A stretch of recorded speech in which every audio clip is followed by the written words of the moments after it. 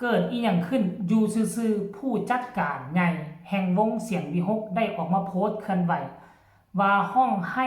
เสียน้ำตาเพราะน้องธิดาลาวกับน้องอาอายทักทายสบายดี FC ทุกทางกันแล้วกันมาพบมาพ่อกันคลิปนี้ทักทายสบายดี FC ของน้องอาอายสกุลพร FC ของน้องธิดาลาวสาวน้อยจากเมืองสวรรณเขตมาลดแล่นในอาชีพหมอหลอกหมอลำอยู่ทางฝากฝั่งอีสานท่านผู้ชม FC แฟนคลับกลายเป็นกระแสฮือฮากันอีกครั้งหนึ่งอยู่ซื่อๆเมื่อประมาณ2 ชั่วโมงที่ผ่านมาผู้จัดการใหญ่แห่งวงเสียงวิหกได้ออกมาโพสต์เคลื่อนไหวบอกว่าเป็นคลิปที่ค่อยเสียน้ำตาไหลว่าสันนี้ถ้าผู้ใดติดตามวงเสียงวิหกถ้าผู้ใดติดตามผู้จัดการใหญ่เนี่ยหรือว่าลุงใหญ่ของน้องอาอายน่ะตั้งแต่ค่อยติดตามมาเกือบปีค่อยบ่เคยเห็นเล่าเสียน้ำตาให้ผู้ใดแม้แต่ครั้งเดียวแม้แต่กระทั่งน้องอาอายก็บ่เห็นเล่าเสียน้ำหูเสียน้ำตาย้อน แต่ว่าเป็นอย่างเมื่อมาพบมาพ่อน้องธิดาลาวได้สานฝันให้อาอายพบธิดาลาวได้สานฝันให้ธิดาลาวได้พบไอดอลของตนเองคือน้องอาอายเราจึงออกมาเคลื่อนไหวทันทีบอกว่าค่อยเสียน้ำตาย้อนคลิปนี้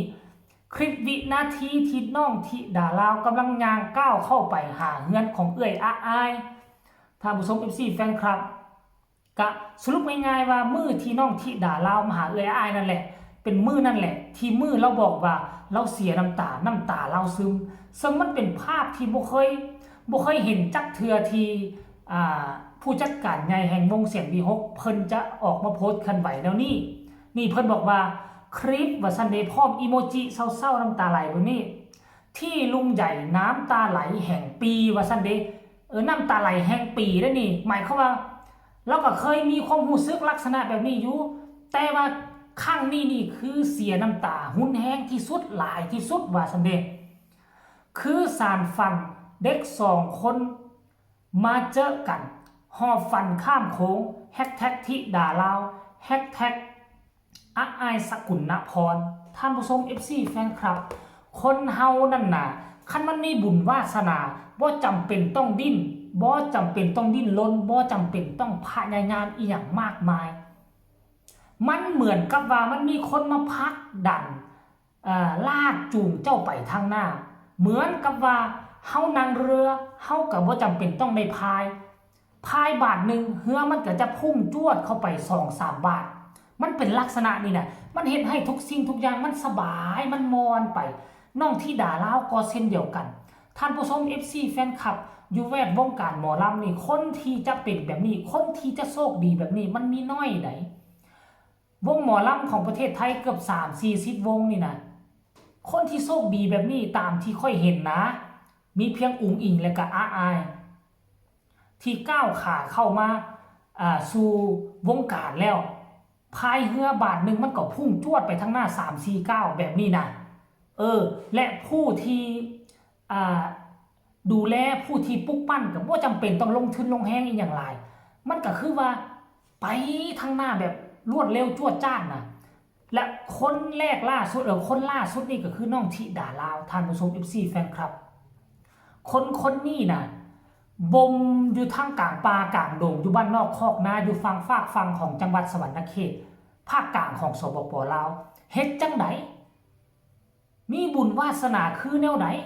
จึงเฮ็ดให้บ่าวภูศรีวิไลได้ไปพบไปพ่อและก็เอาน้องข้ามโขงมาอยู่อ้อมอกอ้อมกอดของพื้นแผ่นดินเมืองไทยเอามาเข้าโรงเรียนอยู่ทั้งฝั่งไทยเลย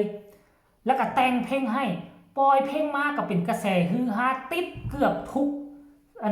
ฟิตเกือบทุกเขาเอิ้นว่านั่นทุกแพลตฟอร์มของวงการสื่อข่าวและมันจึงเฮ็ดให้น้องอาอายฮู้จักเฮ็ดให้แม่หน่อยแม่ของอุ้งอิงฮู้จักมันจึงก่อให้เกิดหลายศิลปินถามหาน้องธิดาลาวเนาะปัจจุบันมี3 อที่ความฝันของน้องธิดาลาวได้อยากพบอยากพ่อคือพบพ่อหมดแล้ว อุงอิงอาไอแอนอรดีพร้อมกับลำไยไหทองคำก็ได้พบได้พ่อได้ไปถ่ายรูปแล้วเมฮันนี่เพิ่นก็ได้ไปกราบอยู่ที่ศาลเมฮันนี่แล้วได้ไปล่วงไห้เอาลูกบอลมาเสี่ยงเอาเลขก็เลขออกอีหลีบุญแม่ทุกคน FC แฟนคลับเอ้ยค่อยคิดว่าน้องธิดาลาวคงจะบ่หยุดอยู่แค่นี้คงจะบ่หยุดอยู่เพียงซ้ำนี่แหละเพราะว่าปัจจุบันนี้น้องธิดาลาวได้ไปนั่งอยู่ในใจของลุงใหญ่เป็นที่เรียบร้อยแล้วจนก่อให้เกิดว่าวันที่27เดือนนี้วันที่27เดือนนี้น้องธิดาลาวก็จะไปขึ้นรับเชิญให้กับวงอลังการโชว์ซึ่งเป็นลุงใหญ่เป็นผู้ควบคุมดูแลนั่นเองและวันที่3ตุลาก็จะไปขึ้นให้เปิดวงเสียงวิหกเห็นบ่ล่ะคือ2วงนี้ปัจจุบันนี้เมาเอาตัวน้องธิดาลาวไปเป็นที่เรียบร้อยแล้วท่านผู้ชม MC แฟนคลับ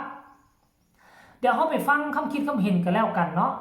ว่า FC แฟนคลับเขาเจ้าคิดเห็นแนวใดหลังจากลุงใหญ่ออกมาเคลื่อนไหวแนวนี้เนาะคนนี้บอกว่า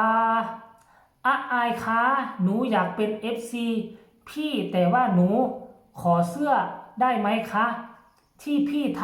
ำหนูคิดถึงพี่มากเลยหนูเป็นกำลังใจให้พี่สู้ๆนะคะโอ้น้องคนนี้มาขอเสื้อหมายความว่าน่าจะเป็นเสื้อ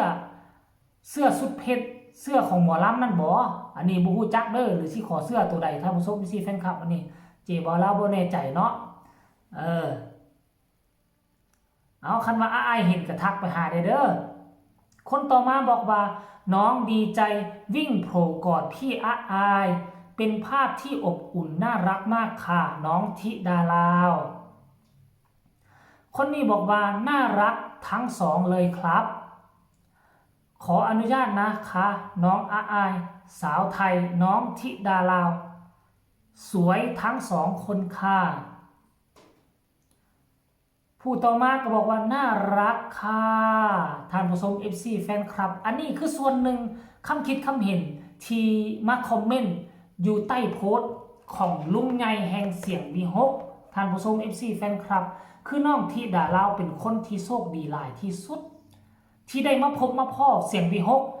และผู้รักผู้ใหญ่วงเสียงวีหกกาเขาเอิ้นว่าอย่างก็กาบ่ขับใส่ไล่ทรงมึงไหมปกติแล้วคันท่าว่าเห็นคนลาวเนาะอยากเข้าไปอยู่กับวงการหมอลำนี่น้อยนักน้อยหนาเขาจิฮับเพราะมันเรื่องติดขัดเรื่องเอกสารมันแลนยากหลายวงจึงอยากปฏิเสธแต่บ่แม่นน้องธิดาลาวแสดงว่าบ่าวคู่นี่ต้องเบิ่งออกแล้วว่าน้องธิดาลาวนี่เป็นเพชรเม็ดงามที่อยู่ในกำมือของเราแน่นอนเราจึงบ่ปล่อยเราจึงไปแลนทำเรื่องทำเอกสารให้น้องมาขึ้นเวทีให้ได้อันนี้คือความโชคดีท่านผู้ชม FC แฟนคลับเจบอลเล่าขอนำเสนอเพียงแต่ซ้ำนี้กันแล้วกันพบกันใหม่ในคลิปหน้าสำหรับคลิปนี้สบายดี